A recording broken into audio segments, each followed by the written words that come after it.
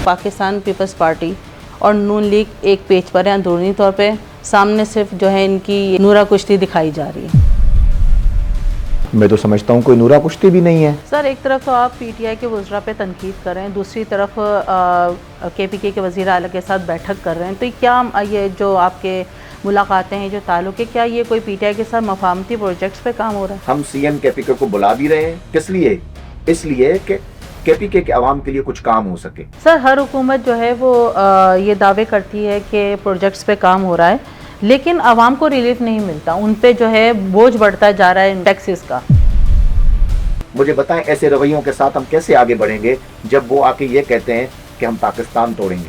Sir, opposition का ये इल्ज़ाम है कि ये जो आइनी तरमीम है, ये सिर्फ़ और सिर्फ जो है मौजूदा सेटअप को मजबूत करने के लिए लाया जा रहा है, जिसमें अदालतों के अपोजिशन के पर काटे जाए। नहीं, ये बिल्कुल सिरे से गलत है। हम यहाँ बैठे हुए हैं सिंध में, हम आपको कोई भी सिद्ध कार्ड खेलने नहीं देंगे। क्या जुल्म था जो नवाज शरीफ पे नहीं किया? ये समझते हैं कि हम भूल गए, ये समझते हैं कि हमारी अपने कायद से मोहब्बत नहीं है, ये समझते हैं कि ये लोग नजरियाती हैं, हम नजरियाती नहीं हैं। अस्सलाम वालेकुम नाज़रीन, आज हम जानेंगे कि सियासत के पर्दे के पीछे क्या पक रहा है। इस वक्त हमारे साथ मौजूद हैं वफाकी हुकूमत के तर्जुमान राजा अंसारी साहब। इनसे जानते हैं कि आखिर नून लीग और पाकिस्तान पीपल्स पार्टी के बीच में आखिर क्या है। हुकूमत और पीटीआई के बीच में जो मुलाकातें हो रही हैं, ये समझौता किस तरफ बढ़ रहा है। इसी बीच में 28वीं तरमीम के हवाले से भी बात करेंगे कि इसकी असल हकीकत क्या है। अस्सलाम वालेकुम सर। जी वालेकुम अस्सलाम। सर, मुझे ये बताइएगा कि अवाम में ये एक बहुत मजबूत तासुर है कि पाकिस्तान पीपल्स पार्टी और नून लीग एक पेज पर है अंदरूनी तौर पे, सामने सिर्फ जो है इनकी ये एक नूरा कुश्ती दिखाई जा रही है। क्या कहेंगे इस हवाले से? मैं तो समझता हूँ कोई नूरा कुश्ती भी नहीं है। पाकिस्तान पीपल्स पार्टी हमारी इत्तेहादी जमात है। ख्वाह कि वो उन्होंने हुकूमत में हिस्सा नहीं लिया, यानी कि कैबिनेट का हिस्सा नहीं बने, लेकिन तमाम आइनी ओहदे जो हैं वो पाकिस्तान पीपल्स पार्टी के पास हैं, और पाकिस्तान पीपल्स पार्टी के वोटों से ही ये मौजूदा हुकूमत कायम है और इंशाल्लाह कायम रहेगी। तो पाकिस्तान पीपल्स पार्टी के साथ मुस्लिम लीग नून के बेहतरीन डेमोक्रेटिक ताल्लुकात भी हैं। जमहूरियत को बका देने के लिए, जमहूरियत को परवान चढ़ाने के लिए और जमहूरी इदारों को मज़ीद मजबूत करने के लिए पाकिस्तान मुस्लिम लीग नून और पीपल्स पार्टी में एक चार्टर ऑफ डेमोक्रेसी भी साइन हुआ है, उस पर और दीगर जमातें भी सिग्नेटरी हैं। लेकिन चार्टर ऑफ डेमोक्रेसी के बाद मैं समझता हूँ कि एक खुश आइंद बात है कि मुल्क की दोनों बड़ी सियासी जमातें मिलकर हुकूमत भी कर रही हैं और आवाम को रिलीफ पहुँचाने के लिए इक़दामात भी उठा रहे हैं। कोलिशन गवर्नमेंट्स में इस तरह होता है कि जब बजट आता है तो लाजिम बात है हर पार्टी अपनी तजावीज़ देते हैं, तो पाकिस्तान पीपल्स पार्टी भी बजट को लेकर तजावीज़ भी ज़रूर देंगे, आइनी तरमीमों को लेकर भी तजावीज़ देंगे, लेकिन हतमी चीज़ वही होगी जिस पे कंसेंसस डेवलप होगा और पूरा एक पूरे पार्लियामान का जब विजडम जो है वो बरूए कार लाने के बाद जब सब लोग एक बात पे मुत्तफिक होते हैं तभी आइनी तरमीम भी आती है, बजट भी पास होते हैं। तो इंशाल्लाह हम इन सबको साथ लेके चलेंगे। कोई भी इस तरह की चीज़ नहीं है जिसके आप पीछे ये कहें कि कोई नूरा कुश्ती हो रही है या अंदर से एक साथ हैं, ऐसी बात नहीं है। दोनों अलग अलग सियासी जमातें हैं। इलेक्शन हम अपने अपने मंशूर पे लड़ेंगे, जब इलेक्शन आएगा एक दूसरे के मुकाबले में इलेक्शन लड़ेंगे। लेकिन इस वक्त जब रिजल्ट्स आए वो रिजल्ट ऐसे आए कि कोई भी एक पार्टी, सिंगल पार्टी मेजॉरिटी में नहीं थी जो हुकूमत फॉर्म कर सके, तो उसके लिए ज़रूरी था कि कोलिशन गवर्नमेंट बने। और पाकिस्तान पीपल्स पार्टी ने तो पाकिस्तान तहरीक इंसाफ को ऑफ़र की थी कि हम मिलकर हुकूमत बनाते हैं, लेकिन पीटीआई की वही रविश, क्योंकि फॉरेन फंडिंग पीछे है, कोई बेहतर काम तो वो करेंगे नहीं, तो उन्होंने उस चीज़ को रिजेक्ट कर दिया। तो फिर जो लार्जेस्ट पार्टी थी पार्लियामान में वो PMLN थी, तो पीपल्स पार्टी ने PMLN के साथ हाथ मिलाया और हमने मिलकर हुकूमत बनाई है और आगे भी इंशाल्लाह वो चलती रहेगी और बेहतर अंदाज में चलेगी इंशाल्लाह। यानी कि आपका कहना है कि एक पेज पे नहीं है, लेकिन ये जो भी जजों की तैनाती होती है, बड़े अहम ओहदों के फैसले होते हैं, जैसे गवर्नर का फैसला, इसमें तो पीपल्स पार्टी ने आपके साथ मिलकर फैसले भी किए हैं, वोट भी दिए हैं, तो ये क्या ये कोई हुकूमत बचाने की नया तरीका है? मैंने ये नहीं कहा कि एक पेज पे नहीं है, बल्कि मैंने कहा कि हम एक पेज पर हैं, हुकूमत करने की हद तक एक पेज पर हैं। और लाजमी बात है फिर हर जमात को अपने रिजर्वेशंस भी होते हैं, तजावीज़ भी होती हैं, वो भी करते हैं। फार्मूला यही तय हुआ था गवर्नमेंट फॉर्म करते वक्त कि जो आइनी ओहदे हमसे मांगे गए पाकिस्तान पीपल्स पार्टी ने, उनके हिस्से में सदर पाकिस्तान एक आइनी ओहदा है, वो उनके हिस्से में आया। सदर पाकिस्तान पाकिस्तान पीपल्स पार्टी का है। इसी तरह KPK کے جو گورنر تھے وہ پاکستان پیپلز پارٹی کے بننے تھے، آج بھی ہیں.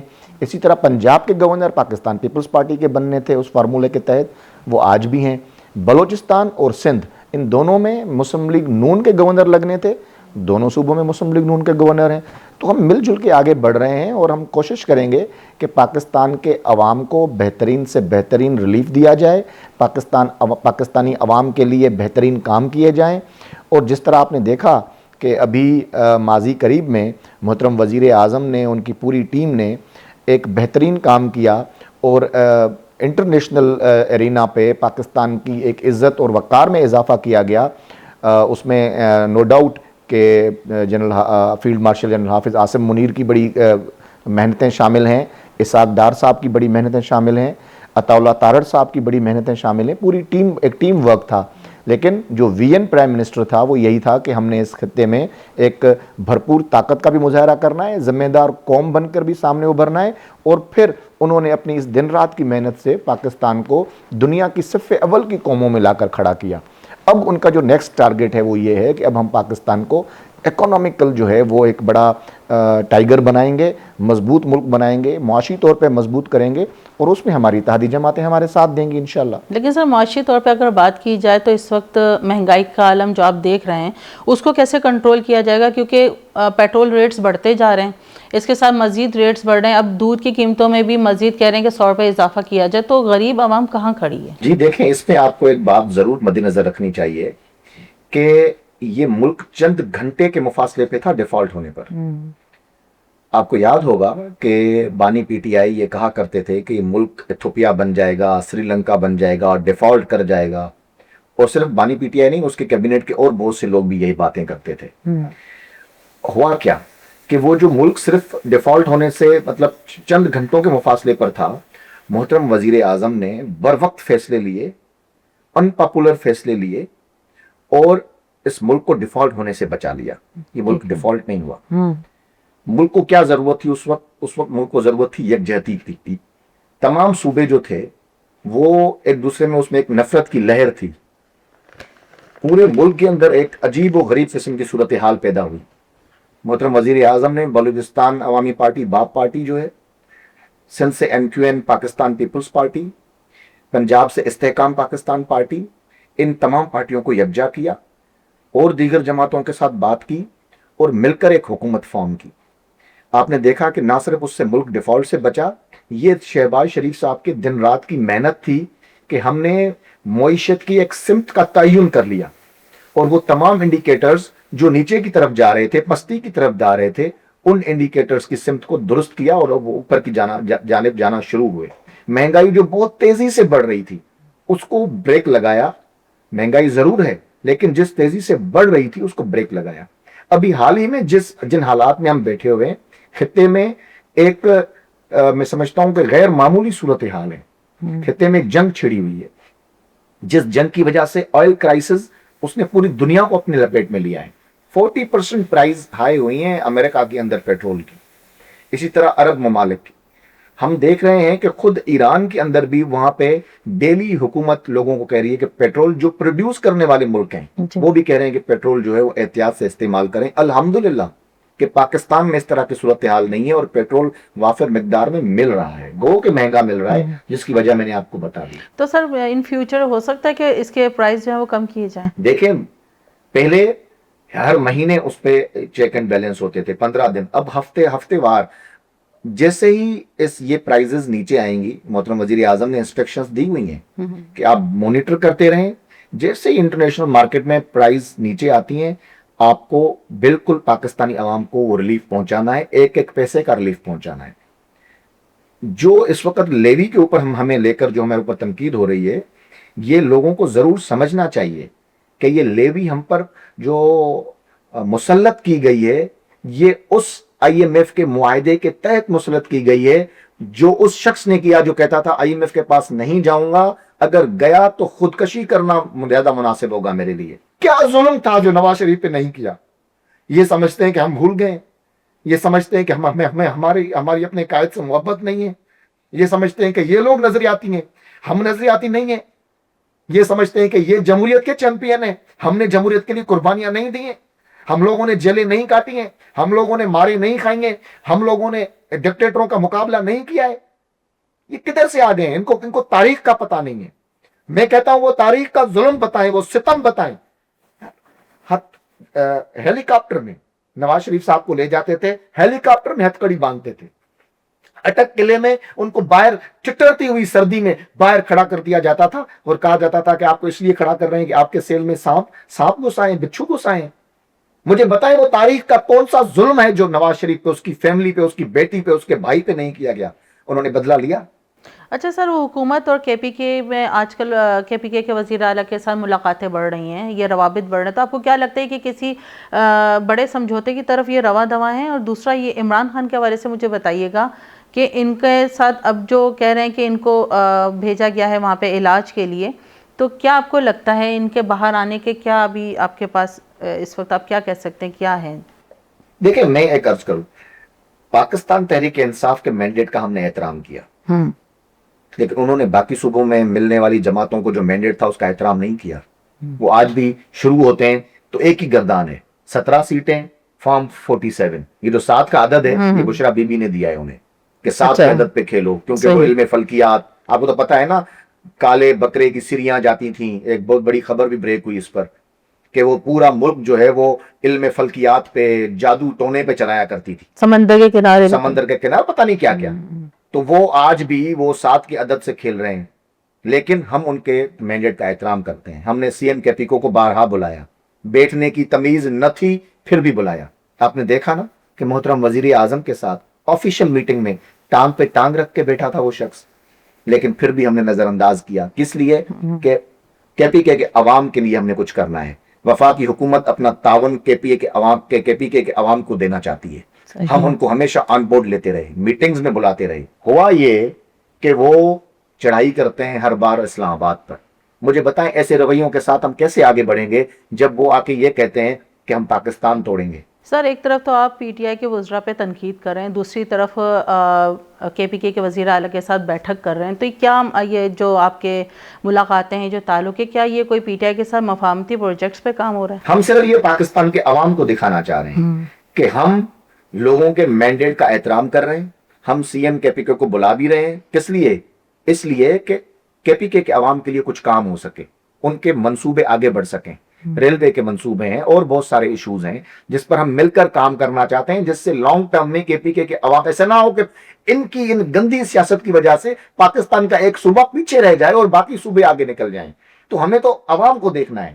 تو ہم تو ایک جیسچر دے رہے ہیں, بھلائی کا جیسچر, سچائی کا جیسچر, اچھے تعلقات کا جیسچر, لیکن آگے سے وہ مل نہیں رہا ہمیں واپس. ہمیں جو رویے مل رہے ہیں وہ پاکستان توڑنے والے رویے مل رہے ہیں. سر حکومت 28ویں آئینی ترمیم لانا چاہ رہی, اس کا اصل ہدف کیا ہوگا اور پاکستانی کو اس سے کیا فائدہ ہے؟ دیکھیں, نمبر 1 بات یہ ضرور یاد رکھنی چاہیے, 28ویں آئینی ترمیم کا کوئی بھی ڈرافٹ جو ہے وہ اس وقت فائنل نہیں ہوا. صحیح ہے, باتیں ہو رہی ہیں, صحیح ہے, ارتقائی عمل ہے. ہمیں دنیا کے ساتھ کمپیٹ بھی کرنا ہے, دنیا کے ساتھ کندھا کندھے میں ملا کر چلنا بھی ہے. تو جو جدید دنیا کے تقاضے ہیں ان پر آرستہ ہم نے اپنے آئین کو بھی ڈھالنا ہے. جو سکم ہے جہاں پہ اس کو ٹھیک بھی کرنا ہے, جو رکاوٹیں آ رہی ہیں اس کو عبور بھی کرنا ہے. تو 28ویں آئینی ترمیم میں جو اس کا بنیادی ڈھانچہ جس طرح ہم لے کے آنا ہے, ہم چاہ رہے ہیں کہ پاکستان کی اکائیاں بھی مضبوط ہوں, لیکن پاکستان کی اکائیوں کی مضبوطی سے وفاق کمزور نہ ہو جائیں. تو ہم نے ایک بیلنسڈ قسم کے ایک فارمولے کے تحت لوگوں کے ساتھ بات کریں گے, اسٹیک ہولڈرز کے ساتھ بات کریں گے, تمام سیاسی جماعتوں کے ساتھ بات کریں گے, اور سب کا کنسنسس جب تک ڈیولپ نہیں ہوگا 28ویں ترمیم نہیں آئے گی. کیونکہ 28ویں ترمیم یا کوئی بھی ترمیم لانے کے لیے 2/3 میجورٹی کی ضرورت ہوتی ہے. پاکستان مسلم لیگ نون کے پاس سنگل پارٹی 2/3 میجورٹی نہیں ہے. لازمی بات ہے ہمیں Peoples Party, M Q N, دیگر جماعتوں کے ساتھ بیٹھ کے کنسنسس ڈیولپ کر کے پارلیمان کے مجموعی وزڈم کے ساتھ آگے بڑھنا پڑے گا. تو ہم مجموعی وزڈم کے ساتھ آگے بڑھیں گے, ہم بہترین جو ہے وہ ترمیم لے کے آئیں گے, اور اس ترمیم کا بنیادی نقطہ ایک ہوگا کہ اس ملک کی فلاح, اس ملک کی بہبود, عوام کے لیے بہترین کام, تاکہ ملک ترقی کر سکے. سر اپوزیشن کا یہ الزام ہے کہ یہ جو آئینی ترمیم ہے یہ صرف اور صرف جو ہے موجودہ سیٹ اپ کو مضبوط کرنے کے لیے لایا جا رہا ہے جس میں عدالتوں کے اپوزیشن کے پر کاٹے جائے, تو اس کے بارے میں آپ کیا کہیں گے؟ نہیں, یہ بالکل سرے سے غلط ہے. اصل میں ایشو یہ ہے اپوزیشن جماعتوں کو اس وقت سیاست کرنے کے لیے ان کے پاس کوئی موضوع ہے ہی نہیں, کوئی ایشو نہیں ہے جس پہ وہ پالیٹکس کر سکیں. تو اب وہ تلاش کر رہے ہیں, اور وہ بلکہ تلاش نہیں بلکہ بنا رہے ہیں, کریٹ کر رہے ہیں اس طرح کے ایشوز. پاکستان میں پاپولر کیا ہے؟ قوم پرستی. قوم پرستی کو ہوا دو, لوگوں کو بتاؤ تمہارے دوسرے صوبے بن رہے ہیں, تمہارے حقوق غصب کر دیے جائیں گے, صوبائی خود مختاری ختم کر دی جائے گی. پاپولر نہ رہے ہیں نا یہ, جس سے سال ہر سال سیاسی جماعتوں نے بڑی جدوجہد کی ہے. تو اچھا پھر کریڈٹ لینے کی بات, اب ہوگا کیا؟ یہ پہلے یہ کہیں گے کہ یہ چیزیں ہو رہی ہیں, صوبوں کے خلاف باتیں ہو رہی ہیں, قومیتوں کے خلاف باتیں ہو رہی ہیں, جو کہ ہوگا نہیں. جب نہیں ہوگا تو کہیں گے ہم نے پریشر ڈیولپ کیا تھا اس لیے نہیں ہوا. تو بھائی ہم یہاں بیٹھے ہوئے ہیں سندھ میں, ہم آپ کو کوئی بھی سندھ کارڈ کھیلنے نہیں دیں گے, صوبائیت کا کارڈ کھیلنے نہیں دیں گے. ہم بھی عوام کو پہلے سے ہی بتائیں گے کہ ایسی کوئی بات نہیں ہے, جو بھی ہوگا عوام کے حق میں ہوگا. سر وفاقی حکومت اس وقت کن بڑے ترقیاتی اور معاشی پروجیکٹس پہ کام کر رہی ہے؟ دیکھیں سندھ کے لیے اسپیسیفکلی میں آپ کو بتاؤں, ہم 364 ارب روپے کی لاگت سے 306 کلومیٹر حیدرآباد سے سکھر موٹر وے بنانے جا رہے ہیں. پھر ہماری ایک اور پلاننگ بھی ہے کہ ہم اس سکھر حیدرآباد موٹر وے کو کراچی پورٹ سے کنیکٹ کریں تھرو M9 نہیں, تھرو M10, ایک نئے جدید موٹر وے سے, تاکہ جب کراچی سے آپ چلیں تو کراچی سے لے کر پشاور تک آپ کو ایک جیسا موٹر وے نظر آئے گا, اور ایک ہی جیسے موٹر وے پہ آپ ٹریول کریں گے, جس سے سفر بھی کم ہوگا, وقت بھی بچے گا, گاڑیوں کا فیول بھی بچے گا. الحمدللہ 2 دانش اسکول اس سال محترم وزیر اعظم سندھ کو دے رہے ہیں, ایک بدین میں, ایک کراچی کے پسماندہ علاقے ملیر ڈسٹرکٹ کے گڈام میں. تو پسماندہ علاقوں میں اور اس طرح اس کو آہستہ آہستہ بڑھائیں گے, اور پورے سندھ کے ہر ضلع میں دانش اسکولوں کو لے جائیں گے.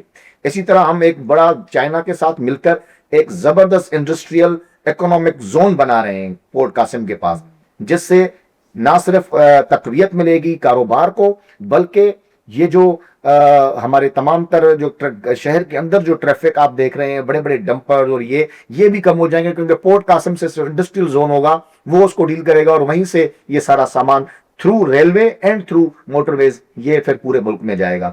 تو سندھ آپ کو عنقریب آپ دیکھیں گے کہ محترم وزیر اعظم اور ان کی ٹیم جس برق رفتاری سے شہباز اسپیڈ کے ساتھ کام کر رہی ہے, آپ دیکھیں گے اس کا نقشہ ہی تبدیل ہوگا, اس کا انفراسٹرکچر تبدیل ہوگا, ایک جدید صوبے کے اندر اس کو ہم ٹرانسفارم کر دیں گے. سر ہر حکومت جو ہے وہ یہ دعوے کرتی ہے کہ پروجیکٹس پہ کام ہو رہا ہے, لیکن عوام کو ریلیف نہیں ملتا, ان پہ جو ہے بوجھ بڑھتا جا رہا ہے ان کا ٹیکسز کا. تو مجھے یہ بتائیے کہ یہ پروجیکٹس جو ہیں صرف کیا کاغذوں کی حد تک ہی محدود رہیں گے یا ہوتے ہوئے نظر بھی آئیں گے؟ ٹیکس نیٹ کو بڑھانے کے لیے دیکھیں اب زبردست حکمت عملی سے کام لیا جا رہا ہے. میں آپ کو بتاؤں کہ اس وقت تک جو بھی جس طرح عوام ٹیکس کے نیچے یہ جو کچلے جا رہے تھے, یہ صرف اور صرف اس IMF کے معاہدے کے نتیجے میں تھے کہ کئی شرائط پر ہم نے IMF کے ساتھ جو ہے وہ معاہدے کیے, اور جس نے کیے وہ میں آپ کو بتا دیا کہ بائیں BTI نے کیے, جو پہلے کہتے تھے کہ میں خودکشی کروں گا. لیکن اب اس وقت محترم وزیر اعظم کی یہ ہدایات ہے کہ مراتی یافتہ طبقہ ہو گیا, پر جو پیسے والے لوگ ہیں ان سے زیادہ ٹیکس لیے جائیں, اور غریب پر اس کا بوجھ کم سے کم ہو. ہم اس طرح کے منصوبے لے کے آ رہے ہیں, اور ہم ٹیکس نیٹ کو بڑھانا چاہ رہے ہیں. ہم چاہ رہے ہیں کہ ہر شخص اس ٹیکس نیٹ میں آ جائے. فار ایگزامپل دکاندار حضرات ہیں, لاکھوں کروڑوں کی تعداد میں پاکستان میں دکانیں ہیں, ان کے اوپر ایک فکس ٹیکس کے اوپر ایک بات ہو رہی ہے, لیکن ہمیشہ یہاں یہ ہوتا ہے کہ جب بھی ہم اس طرح کی بات کرتے ہیں پھر ان کی یونین ایسوسیشنز ہیں, لوگ احتجاج کرنا شروع کر دیتے ہیں. ہم نے لوگوں کو بھی دیکھنا ہے, لیکن بہرحال حکومت اپنی رٹ ضرور قائم کرے گی. ہم کوشش کریں گے کہ ایسے بہت سارے کاروبار ہیں جن پر ہم فکس ٹیکس لگا سکتے ہیں اور بہت بڑا ریونیو جنریٹ کر سکتے ہیں. اچھا سر, اگر معاشی حالات اگلے چند ماہ میں نہ سدھرے تو کیا حکومت نئے انتخابات کی طرف جائے گی یا پھر اتحادیوں کو ہی سنبھالنے میں اپنا وقت پورا کرے گی؟ دیکھیں ہم سیاسی لوگ ہیں, ہم جمہوری لوگ ہیں, ہمیں حالات کا پتہ ہے, ہمیں لوگوں کی حالت کا بھی پتہ ہے, اور ہم جب تک یہ حالات درست نہیں کر جاتے تب تک ہم بھی چین سے نہیں بیٹھیں گے. محترم وزیر اعظم 16 گھنٹے کام کرتے ہیں اور بڑی کم نیند کرتے ہیں, اس طرح ان کی پوری ٹیم. اسی طرح محترمہ مریم نواز شریف صاحبہ, ان کی پوری ایک جو کابینہ ہے وہ ینگ لوگوں پر ہے. تو یہ جو ہم کام کر رہے ہیں ہمیں یقین ہے, اللہ کی ذات پر یقین ہے کہ اس محنت کا پھل ہمیں ضرور ملے گا. ہماری نیتیں بالکل ٹھیک ہیں, اور ہم پاکستان کو آگے کی طرف لے جانا چاہتے ہیں. ہم چاہتے ہیں کہ الیکشن سے پہلے ہم اپنے اہداف کو پورا کریں. ہم مہنگائی کو کم کرنے میں انشاءاللہ کامیاب ہوں گے. ہم اس ٹیکس کے نظام کو بہتر کرنے میں کامیاب ہوں گے. ہم عوام کو ریلیف دینے میں کامیاب ہوں گے. اور سرخرو ہو کر, آنکھیں اٹھا کر, اپنا سر اٹھا کر فخر کے ساتھ عوام میں جائیں گے انشاءاللہ. جی بہت بہت شکریہ راجہ انصاری صاحب آپ کا. تو ناظرین آپ نے سنی ہماری گفتگو, یقیناً آپ کو پسند آئی ہوگی. اسی کے ساتھ ناظرین صبا خان کو اجازت دیجیے, ملتے ہیں آپ سے اگلے پروگرام میں. جب تک کے لیے اللہ حافظ.